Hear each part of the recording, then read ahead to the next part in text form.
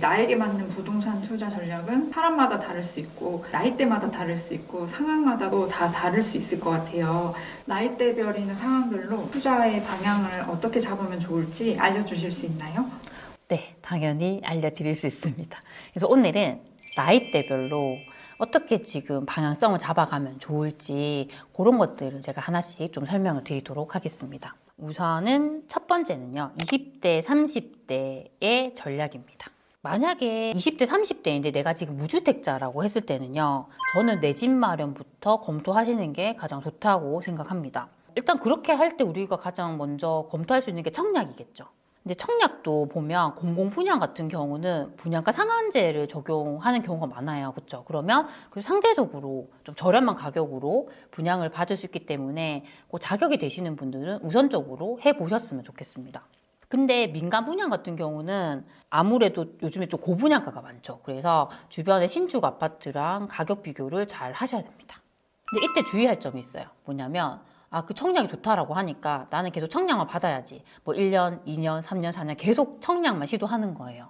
근데 그게 그럴수록 어떻게 되냐면 내가 내 집 마련할 수 있는 기회는 멀어져 가는 거죠. 그래서 저는 청약 생각하시는 분들은요, 내가 한 1년까지 청약 받겠다. 나는 2년까지 청약 받겠다. 그 기한을 정하시는 게 좋고요. 그 기한 동안 내가 청약 당첨이 안 되면 그냥 기존에 있는 뭐 분양권이든 아파트로 내 집 마련하는 방향으로 잡으셨으면 좋겠습니다.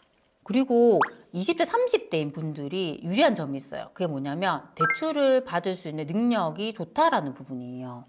특히나 만약에 직업이 있다라고 했을 때 꼬박꼬박 월급을 받는 분들은요, 고정적인 소득이기 때문에 대출을 잘 해줍니다. 그리고 나이가 젊으면 젊을수록 좋은 게 대출 상환 기간을 길게 할 수 있죠. 뭐 30년이든 40년을 길게 하면 상대적으로 매달 내야 되는 대출 상환금을 줄일 수 있습니다. 그렇죠? 그런 부분이 저는 상당히 유리하다고 생각합니다. 예를 한번 들어보겠습니다. 만약에 난 청약에 당첨이 됐어요. 근데 분양가가 5억이에요. 그러면 이분 같은 경우는 처음에는 계약금이 10%인 5천만 원만 있으면 그 집을 잡아둘 수가 있는 거죠. 그리고 계약금 내고 나서 우리가 중도금 대출 보통 60% 해주니까 그 기간 동안은 돈이 안 들어가요.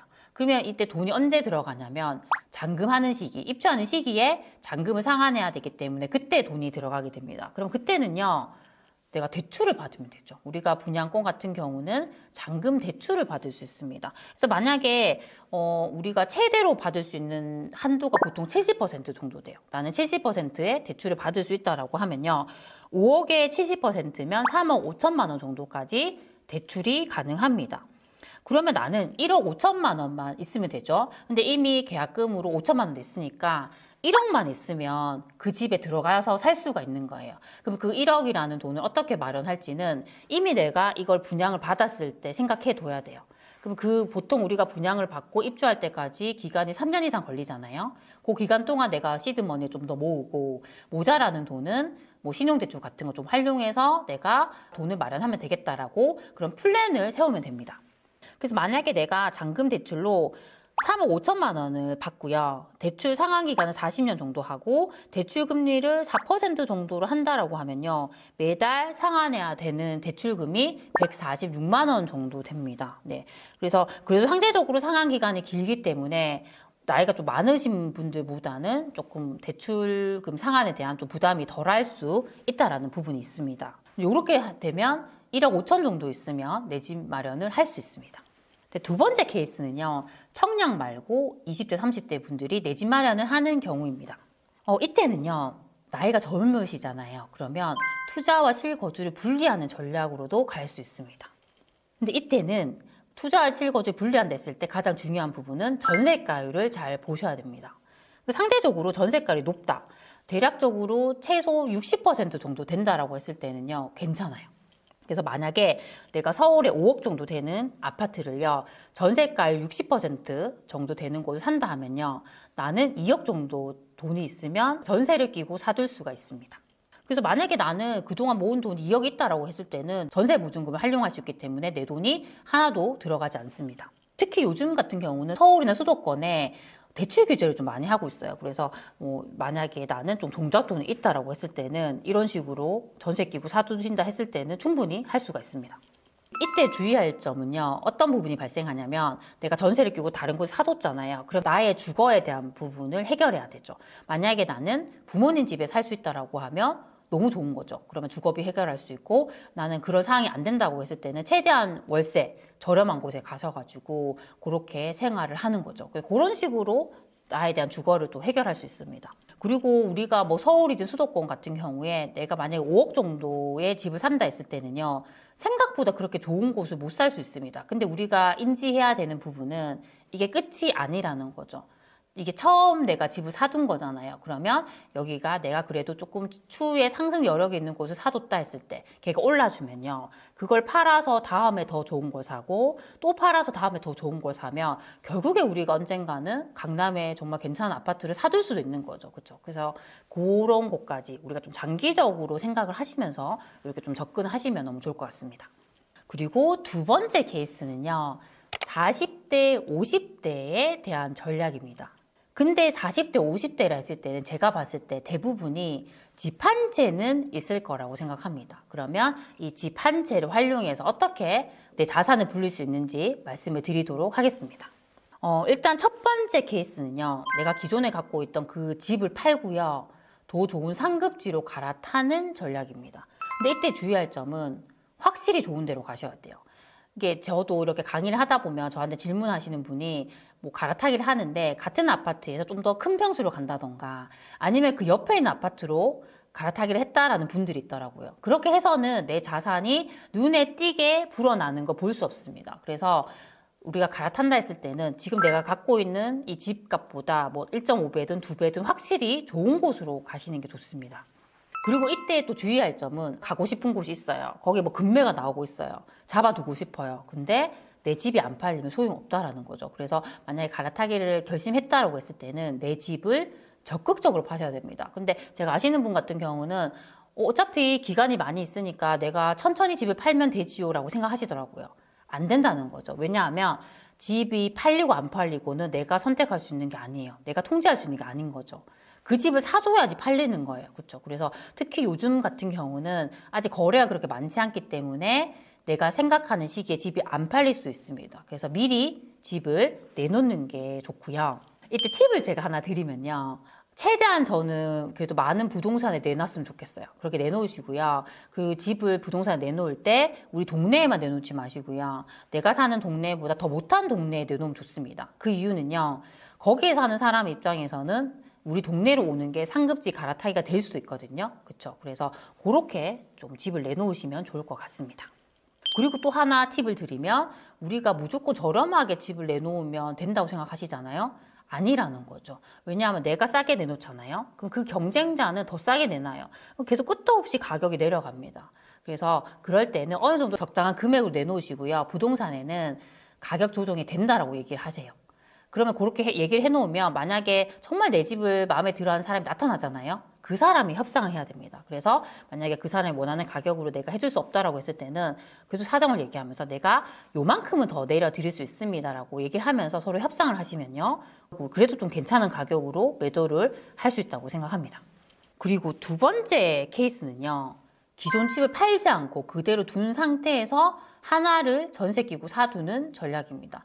그때는 이 집을 팔지 않잖아요. 그만큼 이 집이 괜찮아야 돼요. 근데 괜찮다는 게 저는 어떤 기준이 있어요. 어떤 기준이냐면, 그래도 내가 사는 동네에 구가 있다. 그 구에서 제일 비싼 아파트 기준으로 상위 30% 안에 든다. 그 정도라 했을 때는 그래도 수요가 있는 괜찮은 아파트일 가능성이 많습니다.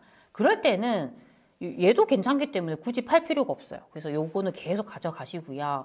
내가 하나를 더 사서 2주택이 되는 전략 괜찮습니다. 그러니까 지금 정책 기준으로 봤을 때는 취득세 중과 때문에 우리가 2채 이상 하기가 되게 힘들잖아요. 그렇죠? 그래서 내가 2채를 최대한으로 이용하는 것도 괜찮습니다. 근데 그렇게 하실 때 일단 우리가 좀 세제 혜택을 받으려고 하면요, 첫 번째로 일시적 1가구 2주택 전략을 쓰는 것도 좋아요. 일시적 1가구 2주택 같은 경우는 우리가 양도세 기준이거든요. 양도세를 볼 때 내가 기존 집을 사고 나서 1년 뒤에 두 번째 주택을 사고요. 그리고 첫 번째 집은 2년 이상 보유를 해야 됩니다. 그리고 두 번째 주택을 샀던 날로부터 3년 안에 첫 번째 주택을 팔게 되시면요, 첫 번째 주택을 비과세 받을 수 있습니다. 그리고 두 번째 주택도 비과세 요건에 해당이 되면 얘도 비과세 받을 수 있습니다. 그렇죠? 그래서 이런 식으로 계속 세팅을 해 나가시면요. 비과세를 계속 받으면서 2주택 전략으로 갈 수가 있는 거죠. 아니면 또 이렇게도 할 수 있습니다. 2주택이 됐잖아요. 둘 중에서 못난 애를 먼저 팔아요.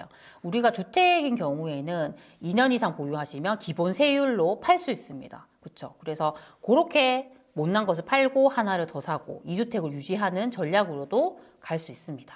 제가 최근에 본 기사가 있는데요.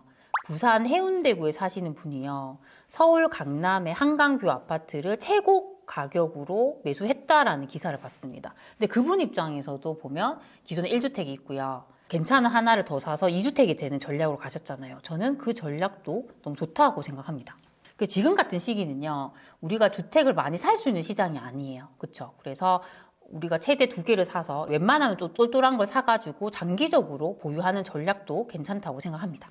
그리고 세 번째는요, 60대 이상에게 적용될 수 있는 전략입니다. 근데 60대 이상인 분들은요, 아무래도 현금 흐름이 더 중요해지겠죠. 왜냐하면 이 시기에 은퇴를 하는 분들도 많기 때문에 고정적으로 들어오는 월급이 없을 수 있습니다. 그래서 이런 분들은 수익형, 현금 흐름이 들어오는 그런 것들로 세팅을 하시는 것도 좋습니다.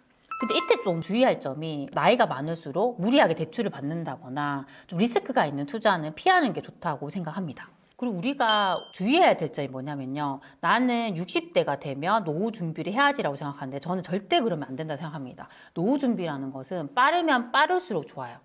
내가 미리 뭐 30대든 40대든 미리 월 현금 흐름이 들어오는 투자를 해놓으면요. 60대가 됐을 때 그 현금 흐름을 계속 받으면서 여유 있게 살 수 있습니다. 근데 60대가 딱 됐을 때 내가 하려고 하면 어디를 사야 될지도 모르고 그때부터 다시 공부를 하기가 쉽지 않을 수 있습니다. 그렇죠? 그래서 웬만하면 빠르게 이렇게 현금 흐름 들어올 수 있는 투자를 해놓는 게 좋긴 합니다.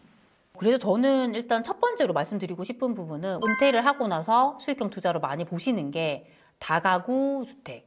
보통 우리가 원룸이라고 하잖아요. 그런 것들을 많이 생각합니다. 근데 이 원룸 같은 경우는요, 매월 월세가 들어온다는 장점은 분명히 있습니다. 근데 이게 주택이에요. 주택으로 보기 때문에 지금 현재 우리가 모든 규제들이요, 주택에 집중이 되어 있습니다. 그래서 원룸도 규제를 받습니다. 특히 대출 같은 경우에 원룸도 주택이기 때문에 DSR 규제를 받아요. 그래서 생각만큼 대출이 안 나올 수 있습니다. 그리고 최근에 또 이슈가 됐던 게 뭐냐면 이런 원룸이나 빌라나 이런 것들의 전세 사기가 많았잖아요. 그래서 여기에 전세를 잘 안 살려고 해요. 근데 예전에는 이런 원룸에 전세를 살면 전세 보증금이 들어오기 때문에 그 돈을 보태서 투자금으로 활용할 수가 있었습니다. 근데 지금은 전세를 거의 안 들어오려고 하기 때문에 대출도 잘 안 나오죠. 전세도 잘 안 살려고 하죠. 오로지 월세로만 세팅해야 되기 때문에 투자금이 예전보다 더 많이 들어갈 수 있습니다. 그리고 아파트보다는 이런 것들을 선호하지 않기 때문에 공실이 많이 날 수 있는 리스크가 있고요. 그리고 뭐 월세 들어오고 나가고 하는 그런 임대 계약을 잡기 때문에 그런 거 신경 쓰셔야 되고, 그리고 청소나 이런 것도 다 관리를 해야 돼요. 근데 이런 것들을 우리가 대신 해줄 수 있는 분들을 활용할 수 있지만 또 그렇게 하면 돈이 들기 때문에 아무래도 나이가 많으신 분들은 또 힘들 수 있습니다. 그리고 요즘에는 원룸에 대한 이런 수요가 적기 때문에 이거를 섣불리 샀다가 매도가 잘 안 될 수도 있습니다. 그래서 그런 부분들을 잘 생각하셨으면 좋겠습니다. 두 번째로 말씀드릴 부분은 저는 현 시점에서 우리가 수익형 투자한다고 했을 때는 상가가 제일 낫다라고 생각합니다. 근데 상가도 잘 사셔야 됩니다. 우리가 보통 주택이 아닌 비주택이라 했을 때 상가나 지식산업센터나 꼬마 빌딩 같은 것도 많이 생각하는데 최근에 금리가 많이 올랐잖아요. 그래서 뭐 지산이나 꼬마 빌딩은 수익률이 많이 낮아졌어요. 그래서 그런 것들보다는 저는 비주택 중에서는 상가가 더 낫다고 생각합니다. 우선은 상가는요, 주택이 아니에요. 비주택으로 보기 때문에 취득세 중과가 되지 않고요. 주택이 아니기 때문에 종합부동산세 대상도 안 됩니다. 그래서 오히려 세금적인 부분에서는 좀 절세를 할 수 있는 메리트가 있다고 할 수 있고요. 비주택으로 보기 때문에 대출에 있어서도 주택보다는 대출이 잘 나옵니다. 근데 상가라고 해서 무조건 좋은 게 아니에요. 상가도 잘 선별해서 사셔야 됩니다. 제일 주의해야 될 상가는요, 신규 아파트 분양할 때 같이 분양하는 상가 있죠. 정말 조심하셔야 됩니다. 왜냐하면 분양가가 너무 높습니다. 제가 얼마 전에 부동산 소장님 만난 적이 있는데 그분이 그 신축 아파트에서 분양하는 상가를 분양받아서 거기서 이제 부동산 사무실을 운영하시더라고요. 근데 그분이 하시는 얘기가 너무 비싸게 분양을 받아서 지금 손해가 크다라고 하더라고요. 그래서 이런 부분들을 주의를 하셔야 됩니다. 그리고 요즘에는 자영업자 분들도 상당히 힘들어요. 그래서 업을 하시려고 하는 분들이 많지 않기 때문에 공실이 날 리스크가 있습니다. 그래서 상가를 사실 때는 이런 부분도 주의를 하셔야 돼요. 그래서 상가를 매입을 하실 때는 새로 내가 매입을 해서 임차를 맞추기보다는요, 좀 우량한 임차인을 끼고 있는 상가를 매입하시는 게 좋습니다. 그래서 우리가 상가를 하실 때, 이 임차인이 어떤 업종을 하는지, 이분이 매출을 잘 일으키는지, 안정적으로 일으키는지, 그런 것들이 미리 사전에 조사를 하시고 매입을 하시는 게 좋습니다. 그리고 그렇게 또 우리가 미리 조사를 하는 이유는 월세가 밀리면 안 되잖아요. 그쵸? 그래서 내가 그래도 이분이 이 업을 잘 하고 계시는 분이라 했을 때는 월세를 미루지 않을 확률이 많기 때문에 그런 것들을 사전에 잘 조사를 하셨으면 좋겠습니다. 저도 월세가 이제 밀린 적이 있어요. 근데 이때 또 팁을 하나 말씀드리겠습니다. 월세 같은 경우는요, 우리가 3달 이상 연달아서 연체를 하게 되면요, 우선 내용 증명 보내고 우리가 명도 소송을 할 수 있습니다. 그 명도 소송을 해서 판결이 나잖아요. 그러면 그때 우리가 강제 집행 신고를 해서 이제 강제 집행을 할 수 있는 거죠. 근데 그 기간들이 생각보다 오래 걸려요. 그래서 웬만하면요, 빨리 3개월 이상 밀렸을 때 빨리 이렇게 진행하시는 게 좋고요. 곧 이게 빨리 하면 또 좋은 점이 우리가 보증금을 받잖아요. 그럼 그 기간 동안은 이분이 월세를 밀린다 하더라도 보증금에서 제할 수 있습니다. 근데 만약 늦게 신청을 해서 기간이 길어지게 되면 나중에는 그 밀린 월세를 내가 받지 못하는 상황까지 가게 되죠. 그렇죠? 그래서 이런 부분들을 미리 인지를 하시고 대비를 하셨으면 좋겠습니다. 그리고 우리 상가를 살 때 진짜 주의할 점은요, 수익률을 잘 보셔야 돼요. 우리가 언뜻 생각했을 때, 나는 강남에 있는 상가가 더 좋을 것 같아 라고 생각하지만, 우리가 강남에 있는 상가랑 경기도에서 외곽인데 또 상권이 밀집되어 있는 동네의 상가 비교했을 때 이 수익률은요, 경기도 외곽에 있는 상가가 수익률이 더 높을 수 있어요. 그렇죠? 그래서 상가를 사실 때는 철저하게 좀 수익률을 보시고 접근하셨으면 좋겠습니다. 그래서 제가 좀 무료로 나눔 이벤트를 하려고 합니다. 제가 방금 상가의 수익률을 잘 계산해야 된다 했잖아요. 이게 간단하긴 하지만 처음 해보시는 분들은 내가 어떻게 수익률 계산을 해야 되는지 모를 수 있습니다. 그렇죠? 그래서 제가 엑셀로 간단하게 수익률 계산할 수 있는 서식을 만들었습니다. 이 서식은요, 제가 다운받을 수 있는 링크를 여기 상세 설명란과 고정 댓글로 남겨둘 테니까 필요하신 분들은 그렇게 다운을 받으셔서 활용하셨으면 좋겠습니다.